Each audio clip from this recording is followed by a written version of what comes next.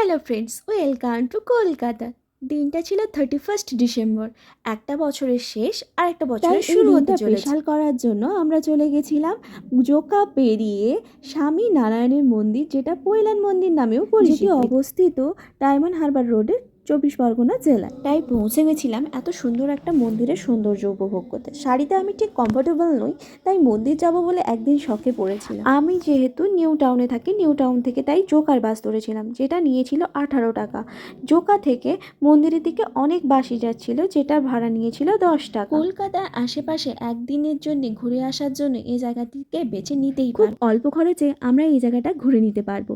এই মন্দিরে ঢোকার জন্য কোনো এন্ট্রি ফিজ নেই। এই মন্দিরটি দেখার আমার অনেক দিন থেকে ইচ্ছে ছিল, আর ডে অফও পড়ে গেছিলো, তাই আমার ইচ্ছেটাও পূরণ হয়।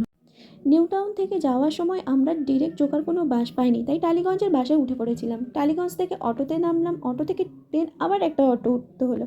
দিয়ে অটো থেকে নেমে আবার একটা বাসে করে আমরা পৈলান মন্দির নেমে পড়ি। যাওয়ার সময় রাস্তা সঠিক না জানার জন্য একটু তো ঘোরাফেরা করতে হয়েছে, কিন্তু আসার সময়টা ঠিক আমরা রাস্তা বুঝে শর্টকাটে চলে এসেছি। এটা দেখে ভাবছো তো কি সুন্দর, এর থেকেও আরও সৌন্দর্য রয়েছে মন্দিরের ভেতরে।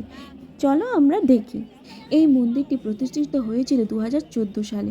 কথিত আছে যে স্বামী নারায়ণজি 17 থেকে 18 দশক সালে কপিলমুনি যাওয়ার সময় এই স্থানটি অতিক্রম করে যান, তাই এই মন্দিরটি প্রতিষ্ঠিত হয়ে। শুধু ইন্ডিয়াতেই রয়েছে 1150টি স্বামী নারায়ণজির মন্দির, এমনকি আউট অফ ইন্ডিয়া আবুধাবিতেও রয়েছে স্বামী নারায়ণজির মন্দির। আমাদের এই স্বামীনারায়ণজির মন্দিরটি তারই একটি শাখা।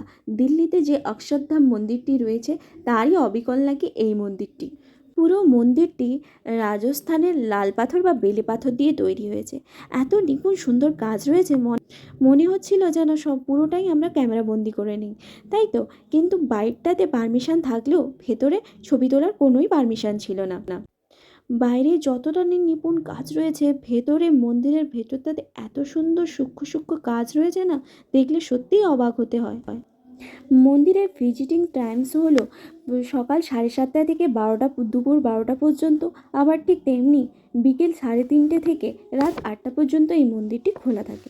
শোনা কথা, এই মন্দিরটার উপর দিয়ে নাকি কোনো পাখি দেখা যায় না, আর এই মন্দিরের বাইরে নাকি কোনো ভিক্ষুক বসে না। স্বামী নারায়ণজির অভিষেক পর্ব 11:30 থেকে শুরু হয়।